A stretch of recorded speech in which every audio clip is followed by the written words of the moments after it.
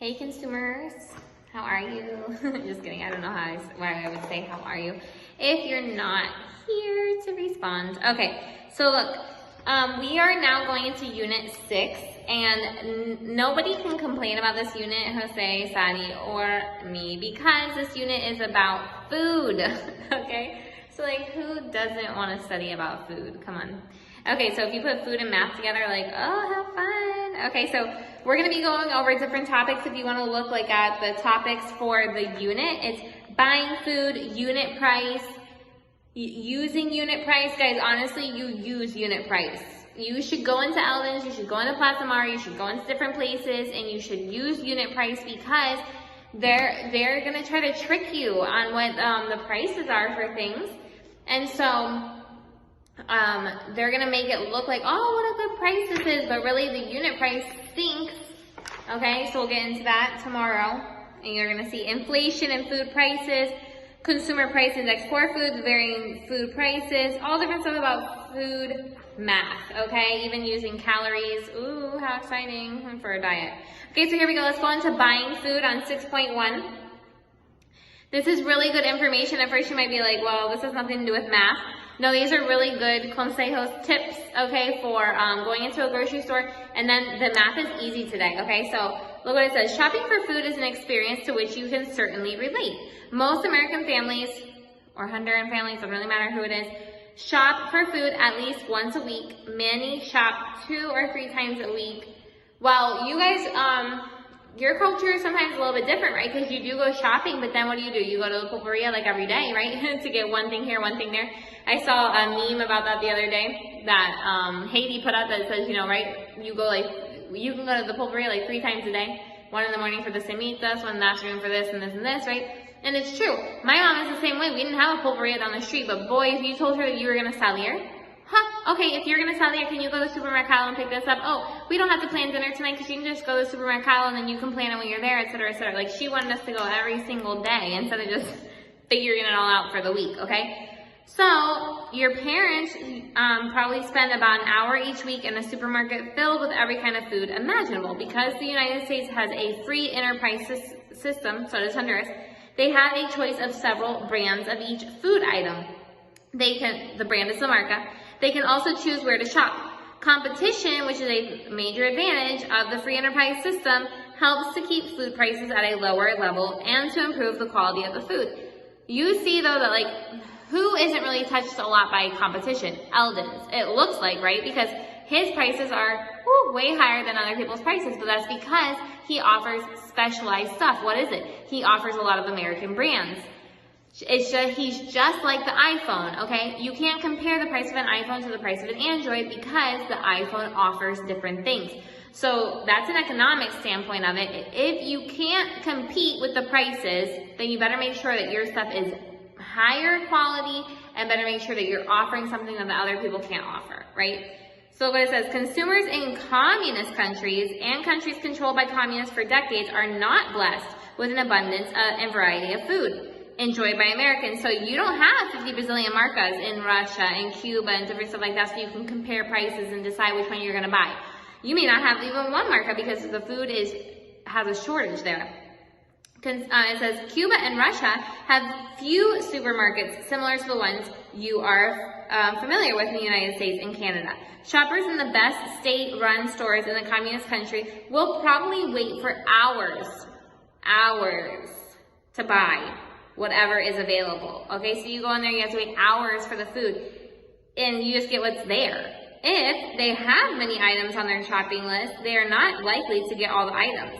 In contrast, the American shoppers are sure to find the products they need. They have only to choose which brands they prefer. The American families spends approximately 16 to 18% of its disposable income on food. I honestly think it's more than that. I honestly think anybody spends more than 16 or 18% of their income on food, but that's what they say, it's 16 to 18%. As the disposable income rises, families still spend the same percent, okay, because it's true, if you make more money, you're still going to spend more money on food, because we love food. Since families with more money tend to buy more expensive food and eat out often.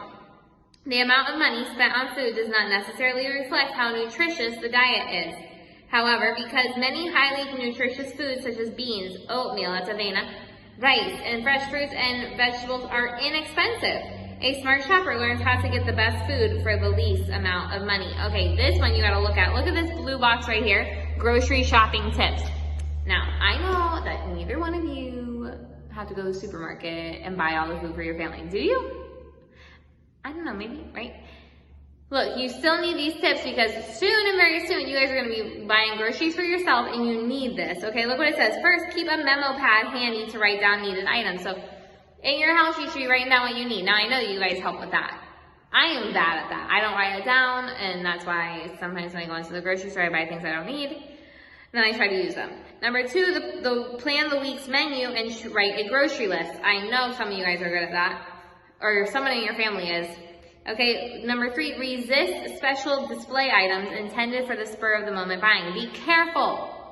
Be careful of those, when you go into the grocery store, the candy that's in front of the register or different stuff that's just like in this like nice little beautiful display place. They're trying to trick you, okay? Don't buy that kind of stuff. Have you guys ever gone to Ace Hardware or Serrano's? They have like all these little cool things like in front of the register, like, oh, I feel like I need this. Oh, I feel like one day I should use this. And like, cause they're only like $1 or $2 or different stuff like that. It's a trampa. Don't do it. Cause you end up spending a lot of money. Number three, resist special display items. Oops, just kidding. Number four, buy several sales items if you can use them before they spoil. Okay, so before they get ruined, if it's on sale, use it. Look on the bottom and top shelves. I never knew this. This is interesting. It says look on the bottom and the top. The bottom, great. The top and the bottom. Look there for the good price items because they put the ones that they put the higher price items right there where your eyes hit. So that you're like, oh, I have to get that one. Grab it. But if you look up or you look down, that's going to be the lower price items. Isn't that, it's true too. Because if you go to Eldon's and you're looking for cookies, they put all the cheap cookies down at the bottom and they put all the Chips Ahoy and Oreos and everything like that is like really expensive right there where you can see. Interesting. It says number 6, check newspaper advertisements. Okay, not here so much, but in the United States, yes, there's coupons all the time. Number 7, shop at more than one store. Unless timing or travel doesn't actually permit that, you're not saving anything.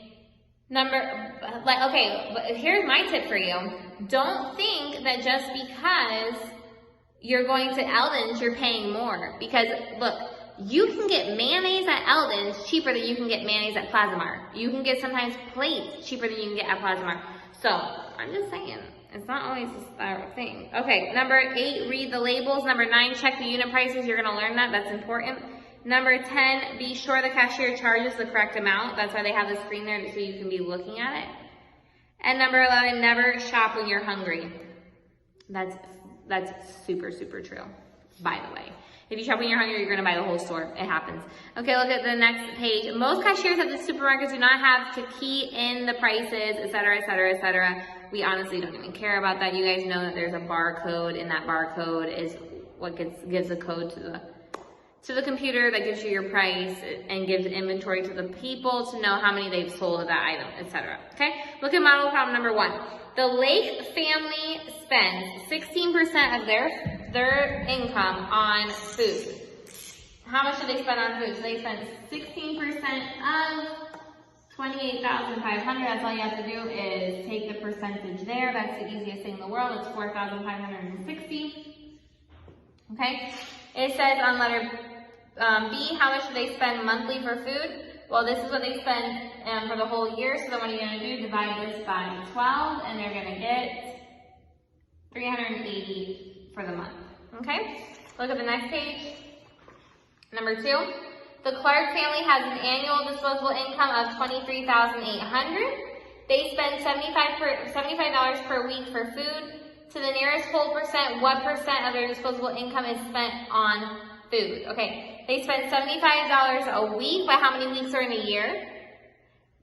52, so we're gonna go 75 times 52. That's gonna give you 3,900.